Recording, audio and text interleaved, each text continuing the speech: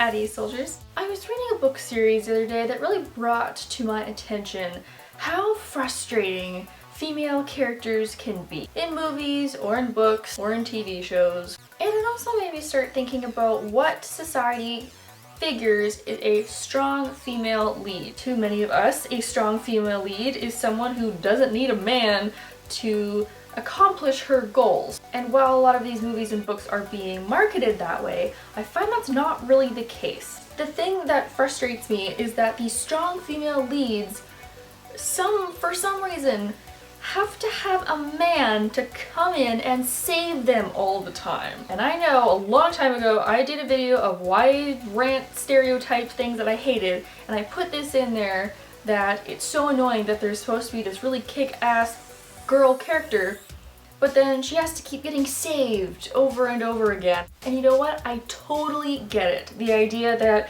there's the damsel in distress or the person that happens to be in a tough spot and needs someone to come in and save her. I get it. It's romantic. It's, you know, sometimes what happens. I don't mind a good man coming in to save the day and sweep the heroine off her feet. I like that as much as the rest of you do. Along the same lines, a lot of books have the main character being broken or abused or having some sort of trust issue and having the other opposing lead come in and save them or teach them to love again or teach them to trust again or mend their broken heart.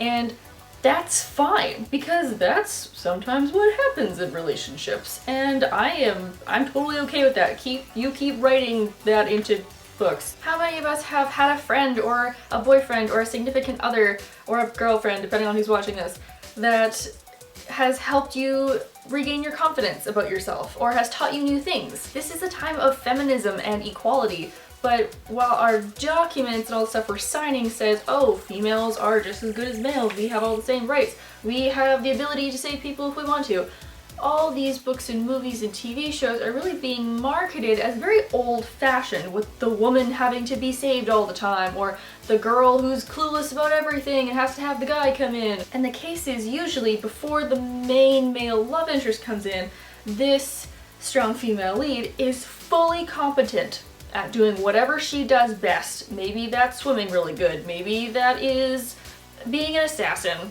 Well, that got dark real quick. Whatever the case may be, she is top notch, she knows what she's doing, she's at a super great level, and then all of a sudden the man comes in and all of that knowledge just goes sweeping out the front door like the trash man came to go pick it up. It makes no sense. And I know YA gets a lot of flack about this because the majority of YA books are with female main characters. But these girls, the majority of them make stupid decisions, or there's this insta-love relationship with the first man she ever meets, or suddenly they're having delusional thoughts just because a man asked what time it was. Could you imagine if real life happened this way? The entire population of the earth would be dead in like 6 days. A lot of YA says because they're women, they can't think straight around a man. So when a character does something else besides wanting to sacrifice herself 2 days after they meet the main love interest, or can actually think logically for like more than a page, everyone's like, whoa, what a strong female character, this is amazing! And that's just sad. I didn't think I was going to, but I just have to mention the series that makes me so angry is the Iron Fae trilogy by Julie Kagawa. Now, please do not get me wrong, I quite like this series. The plotline is fan-freaking-tastic. It's so unique, there's fairies involved, other characters are hilarious, it's a really cool action-packed adventure romance, and I love it. That being said, Megan Chase is the epitome of the girl that needs to be saved. Pisses me off to no degree. Oh my god, every single time she goes out to like take a drink of water, something happens and she needs to get saved. And half the time, she didn't even need to get saved. There's just like the prince or like a friend or like another fairy person who's just willing to fight for her. And I'm like, hold on, just 1 second, okay? Let her think her own way out of it. But no, she's just so stupid, and she just goes wandering off even though you're in the middle of a fairy forest and everyone told you not to go and do it, but you did anyway, and then you run into a kelpie, you almost get drowned and you need someone to save you. This wall would have been avoided, you had used your mind and not just wandered off even though you knew that it was dangerous. She's always getting saved all the freaking time. I just wish that either she would pick up a sword and learn how to properly defend herself, which she kind of does, or just die and get it over with already, because seriously, she deserves to die after all of these times. You owe your life to Ash like 10 billion times over. I know I also mentioned this example in my YA rant, but the character Gamora of Guardians of the Galaxy bothers the absolute crap out of me because her storyline and how she acts are two completely separate things. Like, hello, have you met each other? You should talk. Gamora is the most kick-ass space assassin there is. She works for Thanos. She's the most terrifying chick in the whole galaxy. But what does she do? She needs Star-Lord to come save her all the time. You should be smart enough not to drive one of those pod things out of nowhere, because then you know that it's gonna explode and you're gonna die. Why would you do that? You're not stupid. You've obviously survived this long. You get to show off your kick-assery for about 18 seconds when you're stuck in that prison. This also came to my attention when I was finishing the season of Outlander the other day. I have not read the book, only watched the TV series, so if it's different, please let me know down below and just be like, yo, Claire's not that much of an idiot, because I'm gonna rip her one. Claire has all these plans to go storm places and trick people, and is always needing to somehow be saved by all the men in the clan.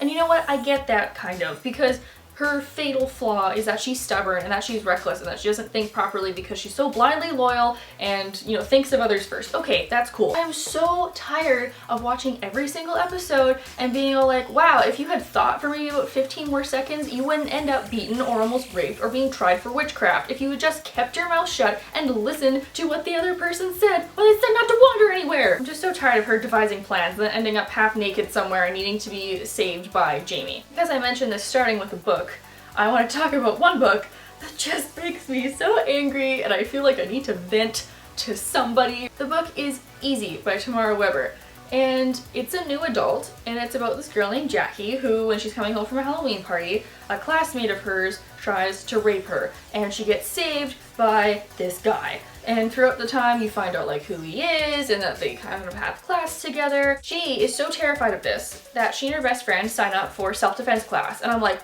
whoa, someone's doing something about this. Good for you, Jackie. So the guy that tried to rape her comes back and I guess tries again because he felt he was weak or something and needed to assert power over her. So he does, and she kicks his ass. It was so awesome to read because she's doing like self-defense maneuvers and she's like beating the crap out of him. But Jackie is doing this job perfectly fine by herself, and then the guy has to come in not once, but twice to save her again. It was like, what the hell? Lucas, who's the guy's name, what are you doing? Jackie is doing just fine by herself. She doesn't need you. Go over there and sit your ass down and watch her completely annihilate the person that she wants to get revenge on. Just stop doing everything for her. She is perfectly capable of handling this herself.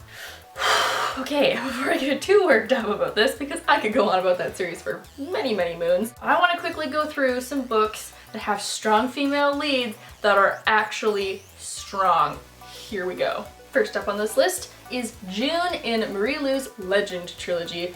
Whoa, June is so freaking cool! June never gets saved. And I really could just end the argument right there. Not only that, she's in the military, she has a very high rank in the military, she's ridiculously smart, and she's extremely observant. She knows what's going on with you before you even say anything to her. I just found out it's getting its own movie and I'm so excited! Next up is a series that took me a little while to get into, but I'm so glad I did because the SFL of this series is phenomenal, and that is Graceling by Kristen Cashore. Katza in this, besides being pretty much the fiercest female warrior in the kingdom who can cut down a man 3 times her size without even blinking, somehow manages, spoiler alert, we'll put the spoiler hand up, how about that? Manages to take down a king who has special mind powers and basically resists what no one else in the entire kingdom can resist and kills him. Boom! Nextly is one of my favorite book series ever for a very good reason. Selena Sardathian of Throne of Glass by Sarah J. Maas. Selena is so utterly amazingly cool. I don't have any words to describe how badass she is. Not only was she trained by the King of Assassins, she completely saves a prince, survived the death camps, wields magic like a mofo, yet still loves being girly, trying on dresses and going shopping. Possibly the most badass chick of this bunch is Penryn in Suzanne E.'s Angel Fall series.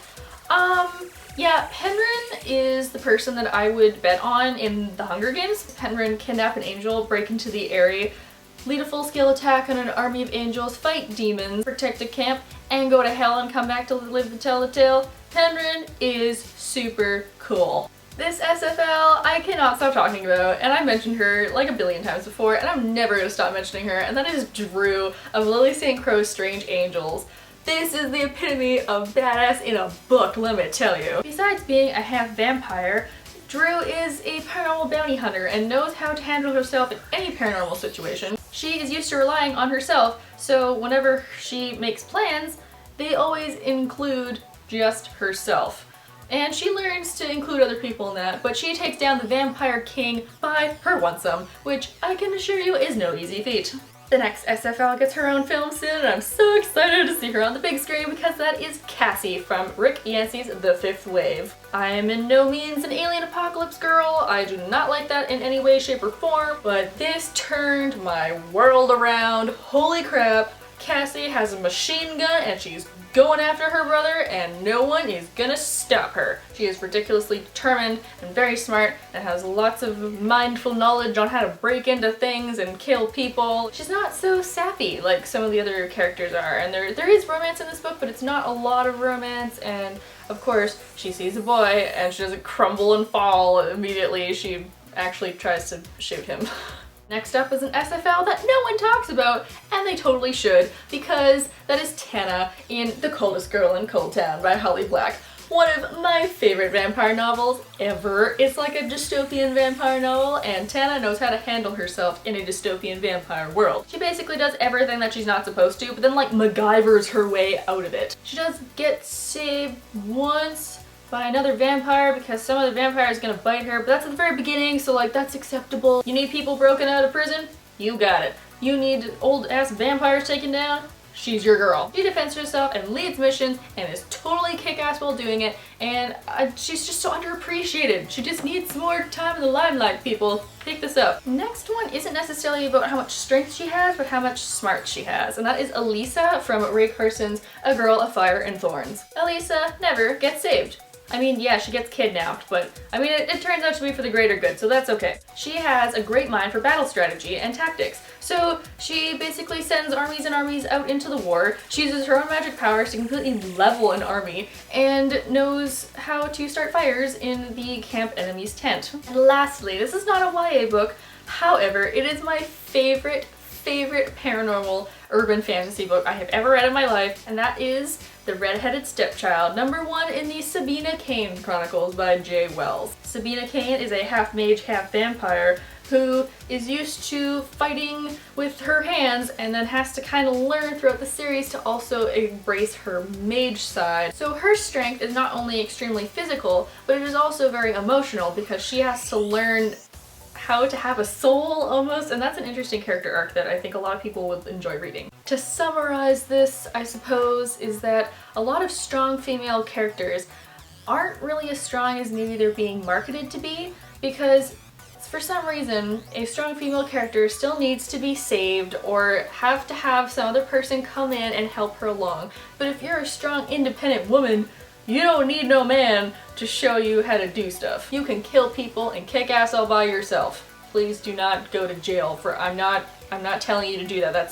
Please don't do that. Well, it's fine when a character comes in to help them regain their confidence or hone their abilities. It is very contradictory to having someone having to come save them all the time, even though they have been fully competent up until they meet the man. There's a lot of different ways to be strong. It can be physical, it can be emotional, it can be mental.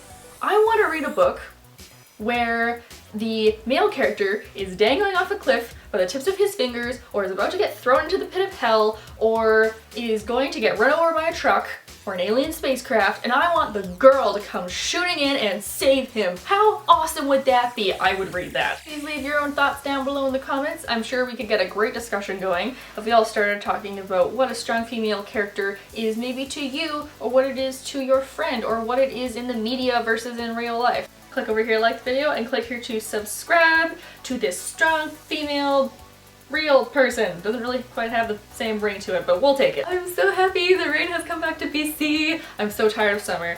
I know it sounds bad, but I just want some rain and I want to wear some sweatpants and drink some hot chocolate, and I can't do that when it's sunny outside. Hope you're having a good day wherever you are, and I'll see you next week. Bye!